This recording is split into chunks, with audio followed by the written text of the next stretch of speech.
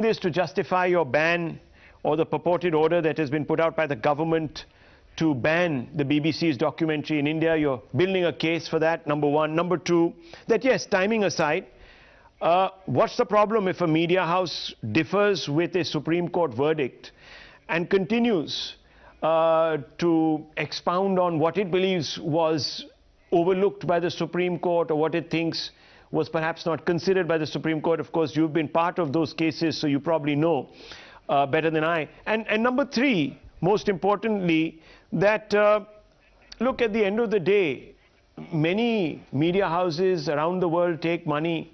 That doesn't mean that their outlook is in any way jaundiced by that. Right. So we are now proponents of the BBC in this country, including those who have gone to court, are wrapping themselves in the freedom of expression flag, right? But you have to be very careful.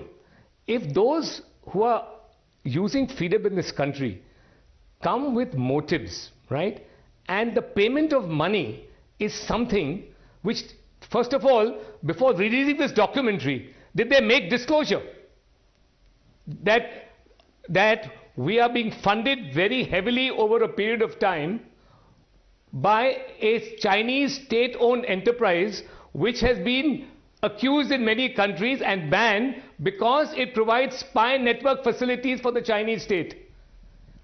Have these people just been blinded by the fact, I mean the proponents of the BBC documentary have been blinded by the fact that this happens to be a foreign organization with a historical reputation undeserved anymore, such as the BBC?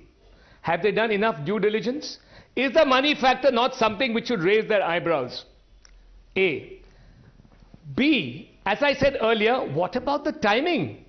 Why now? This is a 2002 incident. Why are you deferring from the Supreme Court so many years after?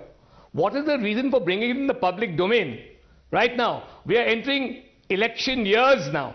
The next 2 years are heavily laden with elections in this country. State and center next year. Right? What are you trying to do? Third, it suits Chinese interests, right?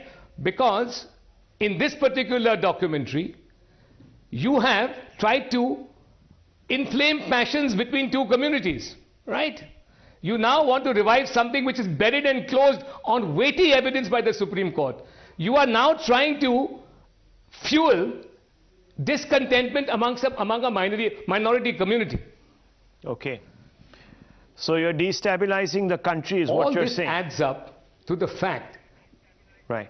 You are going to create a serious law and order and public order situation in this country, right? And you're doing it out of mala fide motives. Your motives are not clean, given timing, and not only that, you have antecedents against India. Okay. As recently up to 2021, you were publishing the Indian map without Kashmir. Who did that please? Our enemies. Who are those enemies? The enemy state for India, China. Are they not pleased that Kashmir is not a part of India? You are taking money and publishing those maps. You had to withdraw that because the Indian government called you out in 2021 and you apologized for it. But you are still unrepentant on other matters. Earlier you've been taking the Indian army apart. You've been accusing them practically of genocide, right? Okay. In Jammu and Kashmir.